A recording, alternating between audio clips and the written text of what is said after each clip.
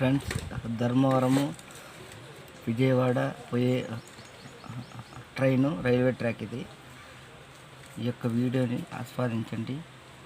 ఆస్వాదించి like and share చేసి మా యొక్క యూట్యూబ్ ఛానల్ని మంచి పేరు తేవాలని కోరుకుంటాను.